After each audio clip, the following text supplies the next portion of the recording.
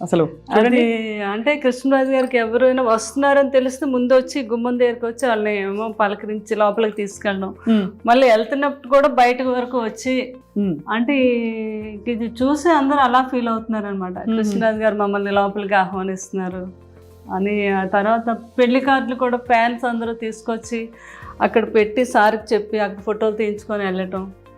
ఎంత అసలు రియలిస్టిక్ గా కుదిరింది. ఎంత బాగా పిఠాపురం వాళ్ళది, వాళ్ళంతా తరతరాల నుంచి కృష్ణరాజు గారి అభిమానంతో ఎవరూ నమ్మట్లేదు. ఎక్కడో ఏంటో మనం మేడం చచ్చాడు అక్కడ చేస్తారు అసలు, అలాంటి మన వాళ్ళు ఎంత గొప్పగా చేశారంటే గ్రేట్ అని అందరూ చెప్పడం.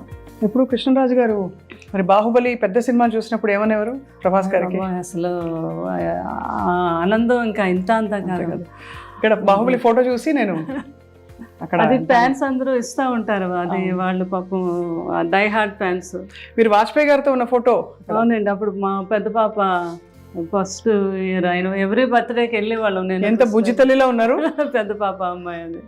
మీరు అవునండి, నేనా? ఎంత బుజ్జి తల్లిలో చక్కగా డ్రెస్ వేసుకుని. అది బిల్లా సినిమా షూటింగ్ అప్పుడు మలేషియాలో అండి. పిల్లల్ని కూడా మిస్ అయ్యేవారు కాదు, అంతలోకి అన్ని దేశాలు తిప్పారు పిల్లల్ని కృష్ణరాజు గారు. బాగా ఇష్టం ట్రావెలింగ్ కూడా. మరి అందరికి మంచి చెడు చెప్తారు. ప్రభాస్ గారిని ఎప్పుడు పెళ్లి చేసుకోమని చెప్పలేదా? గట్టిగా చెప్పారు నువ్వు చేసుకోవాలంటే సున్నితంగా అబ్బాయికి నువ్వు చూసావు కదా కన్నమ్మ మీ పెద్ద బాధ్యని ఎలా చూసుకుంటుందో అలా ఎప్పుడైనా కూడా భార్య అలా చూసుకుంటుంది భర్తని, ఎప్పటికైనా ఉండాలమ్మా ఆలోచించు అంటారా? అలాగే పెద్దబాజీ అంతే అలా పెద్దబాజీ ఏం చెప్పినా కూడా అలాగే పెద్దబాజీ అనేవారు అనమాట ఆయన.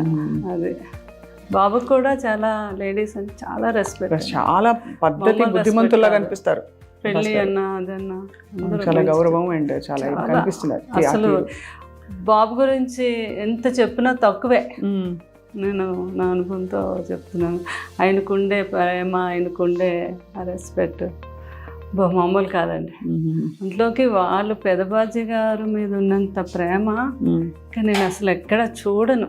అంత ఇష్టం అనమాట, ఒక దేవుడిలాగే చూసేవారు. అంత ఇష్టం ప్రభాస్ గారికి.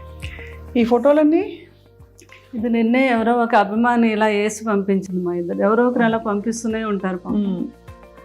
ఆయన పురస్కారాలు అలా ఎన్ని వచ్చాయో. అవును, నంది అవార్డ్స్ అప్పుడు కృష్ణరాజు గారు వాళ్ళకి ఫస్ట్ గవర్నమెంట్ ప్రకటించాక నంది అవార్డ్స్ ఫస్ట్ నంది కృష్ణరాజు గారికి వచ్చిందండి. అది అప్పుడు గవర్నర్ అంట ఆయన ఏమో మన కాసు బ్రహ్మానంద రెడ్డి గారు అప్పుడు సీఎం కదా ఆయన. అదే ఫస్ట్ నంది మనకే వచ్చింది, అమరదీపం. ఇదేమో అందరూ ఉండే ఫోటోగ్రాఫ్. అప్పుడు జ్యోతి చిత్రాలు వేసేవారు కదా, ఎవరో ఒక అమ్మాయి అలా చేసి పంపించారు. అప్పుడు నేను చెప్పాను కదండి, ఇందిరాగాంధీ గారు కృష్ణరాజు గారు అప్పుడు దివసీమ వరదలకి ఆయన బాగా ఫండ్ కలెక్ట్ చేసి పట్టుకెళ్ళి ఎంత ప్రేమతోనో చూసేవారంట కృష్ణరాజు గారిని. అప్పుడు పివి నరసింహరావు గారు అప్పుడు ఆయన మామూలుగా మినిస్టర్ ఏదో అనుకుంటా. సో సార్కి అయితే నో డైట్, అస్సలు డైట్ చేయకూడదని. ప్రభాస్ గారు ఏం చేసేవారు డైట్? ప్రభాస్ గారు మామూలుగా ఆయనకి ఉంటది కదా ప్రోటీన్లు అవి ఏం తింటారు అంటే తింటారు కానీ అన్నీ చాలా ఆయిల్ లెస్, తర్వాత కొన్ని మిల్క్ ప్రోడక్ట్స్. కూరలన్నిట్లో బాగా ఆయిల్ పడుతుందిగా మరి? లేదు, ఆయిల్ లేకుండానే చేయించుకుంటారు. Only one day cheat day ఉంటుంది ఆయనకి. ఆ రోజు ఉన్నప్పుడు బాహుబలి తాళి అంతా ఉండాలన్నమాట. ఓహో, ఆయనకి. అవునా?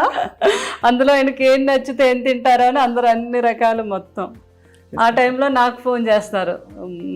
ఆయనకి గుత్తొంకాయ కూర ఇష్టం బాగా, అది నేను బాగా చేస్తాను. అది పులుసు కొన్ని డిష్లు నేను పంపిస్తాను. కన్నమ్మ ఈరోజు అన్ని డిష్లు ఎన్ని వచ్చినా నాకేమీ నచ్చలేదు, మీరు పంపించిన పులుసు వంకాయ కూర అదిరిపోయింది. అదే ఇంకా మీ మనసు నిండిపోతుంది మీకు. మరి మీరు డైటింగ్ చేస్తారా ఎప్పుడైనా? డైటింగ్ అంటే ఎన్నో సంవత్సరాల నుంచి నైట్ రైస్ తిన్నాను, ఏదో ఒక టిఫిన్. మధ్యాహ్నం మాత్రం బ్రౌన్ రైస్. బయటకు అది వెళ్ళినప్పుడు మాత్రం నో డైట్. సో ఇలా తీసుకెళ్ళి గెస్ట్లని అక్కడ కూర్చునేవారా? అవునండి, గెస్ట్లేమో ఇలాగా తీసుకెళ్ళేవారు. ఎవరైనా వస్తే లోపలికి వచ్చి అలాగా అక్కడ కూర్చోబెట్టి వాళ్ళు వస్తున్నారు అనేసరికి ఇదంతా కూడా కాఫీలు అన్ని రకాల స్నాక్స్ అలా నిండిపోవాలన్నమాట, వాళ్ళకి ఏం నచ్చితే అది. వచ్చిన వాళ్ళందరూ ముందు రాగానే అవి చూసేవారు. అదే కృష్ణరాజు గారు, అది బొబ్బుల బ్రహ్మన్న, అవును, తాండ్రపాపారాయుడు. అసలు ఈ రాచరిక పాత్రల్లో మామూలు టీవీ కాదు అసలు. అవునండి. శ్రీకృష్ణదేవరాయలు అంటే నిజంగా ఇలాగే ఉంటారేమో అనుకున్నారు. శ్రీకృష్ణదేవరాయలు కృష్ణరాజు గారు ఆ సినిమాలోదండి ఆ క్యారెక్టర్ శ్రీకృష్ణదేవరాయలు. కృష్ణ గారు సొంత సినిమా అది. ఈ పూజ ఇక్కడ పెట్టారు కదా మీరు రాగానే, ఇది సార్ ఇష్టమా మీ ఇష్టమా? చాలా ఇష్టం. ఆయనకు ప్రజెంట్ చేసి కామధేను, వినాయకుడు, గణపతి, వెంకటేశ్వర స్వామి. కృష్ణరాజు గారు నాతో పాటు పూజ చేసేవారు. చాలా భక్తి ఆయనకి. ఇప్పుడు ఇది అమ్మవారు అయితే ఎప్పుడో 50 years ఓల్డ్ అమ్మవారు అది. మీ పేరే అమ్మవారి పేరుగా?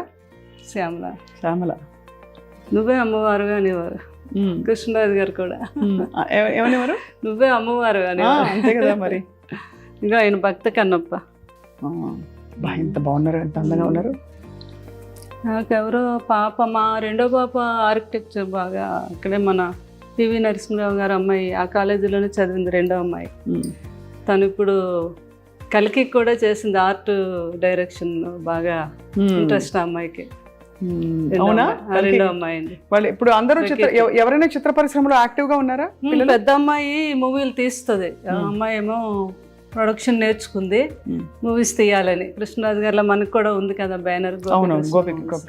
రెండో అమ్మాయి ఏమో ఆర్ట్ డైరెక్షన్, చాలా బాగా ఇంటెలిజెంట్ అమ్మాయి.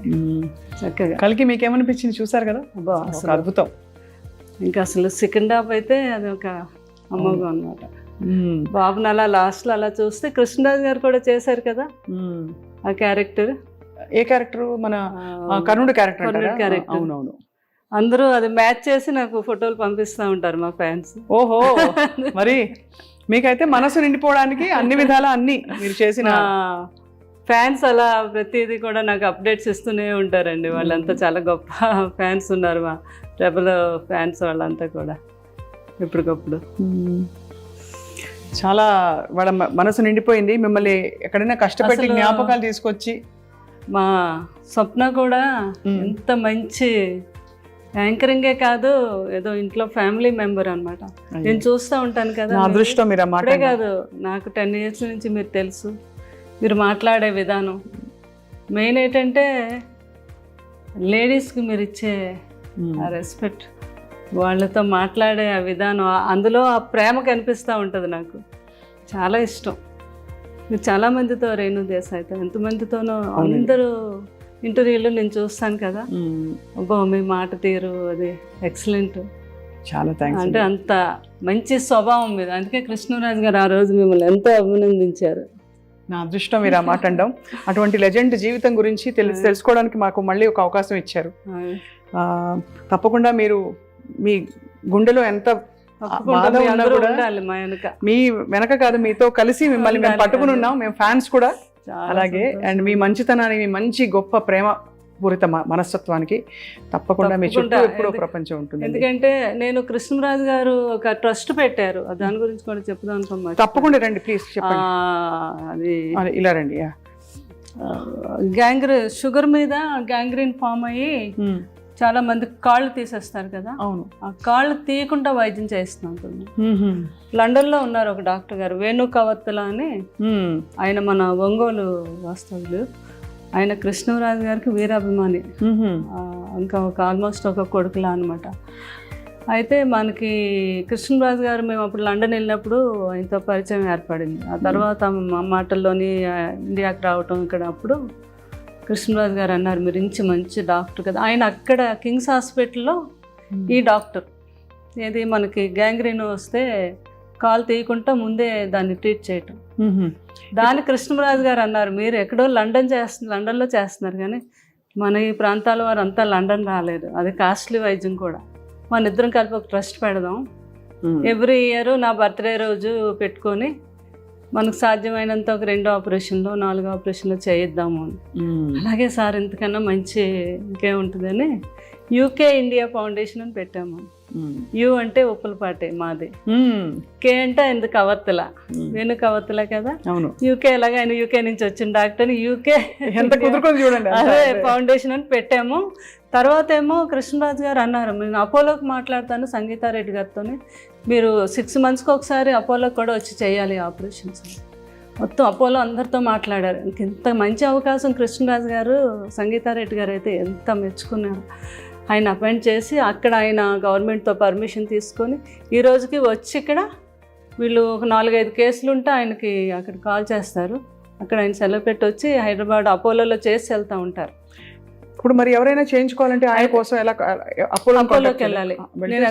నేను మొన్న ఫస్ట్ కృష్ణరాజు గారు 1 year దానికి ఫస్ట్ టైం మొగల్తూరులో పెట్టాము మేము. ఇది చాలామంది అన్నారు జ్వరాలకి, క్యాన్సర్లు ఇవన్నీ అయితే వస్తారండి, ఈ కాళ్ళు ఇవన్నీ ఎవరు రారు, మీరు పెడుతున్నారు ఎందుకు, బాగా జరగదు అని అన్నారు. లేదు, మా పెద్దమ్మాయి మేము అక్కడ ఊర్లో డాక్టర్ వర్మ గారు అని ఆయన వేణు గారు కోఆర్డినేట్ చేసుకొని నేను ముందుగా వెళ్ళిపోయి అన్ని ఛానల్స్కి అన్నిటిలోని ఒక ఆటో పెట్టి మొత్తం ఒక 3 రోజులు వాళ్ళని దీని మీదే, ఇలాగ షుగర్ మీద చాలా డేంజర్, ఎవరికి ఏ ప్రాబ్లం ఉన్నా ఫలానా తారీఖు మేము అక్కడ చేస్తున్నాం, ఈ వైద్యం లండన్ నుంచి డాక్టర్లు వస్తున్నారు అని చెప్తే ఆ రోజు 2000 people వచ్చారు.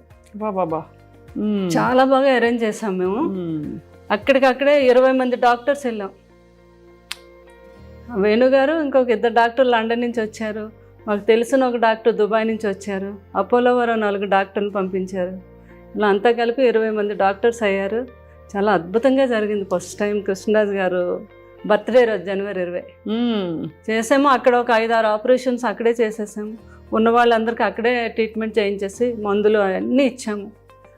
తర్వాత లేని వాళ్ళందరినీ అపోలోలో చేసామండి. దాన్ని ఇంకా పెద్దగా ఈ సంవత్సరం రేపు జనవరిని కూడా ఇది కంటిన్యూ చేస్తాం. యూకే ఇండియా ఫౌండేషన్ మీద చేయించుకోదగిన వాళ్ళందరికీ కూడా మన అపోలోకి మీరు కూడా చెప్పచ్చు ప్రేమ, అది స్వప్న గారు. ఎందుకంటే మీ అందరికీ తెలుసు ఎంతోమందికి తీసేశారు కాళ్ళు ఆ షుగర్ మీద. అయ్యో తెలుసండి, అవును మీకు తెలుసు కదా ఆ ప్రాబ్లం. అది మనం ఫస్ట్ టైము ఇండియాలో మనం చేయించింది మొగల్తూరులో. చాలా గొప్ప విషయం, అది మీరు కొనసాగిస్తున్నారు. ఇంకా బాగా కొనసాగించాలని గొప్ప వాళ్ళ సంకల్పాలు అలా కొనసాగుతాయి ప్రపంచంలో. మీ వంటి వారు ఆయన సహధర్మచారిణిగా నడిచారు కాబట్టి తప్పకుండా మీ ద్వారా చాలా మంచి పనులు వారి స్మరణలో జరుగుతాయని చెప్పి కోరుకుంటున్నాను. Thank you very much. Thank you కూడా బాగుండాలని నా ఆశీస్సులు, కృష్ణరాజు గారి ఆశీస్సులు ఎప్పుడు మీ అందరికీ ఉంటాయి. కృష్ణరాజు గారి అభిమానం అనుకున్న ప్రతి ఒక్కరికి కూడా లైఫ్ లాంగ్ కృష్ణరాజు గారి యొక్క ఆశీస్సులు ఎప్పుడూ ఉంటాయండి. అందరూ బాగుండాలి. Thank you so much Sharadadevi garu. Thank you very much.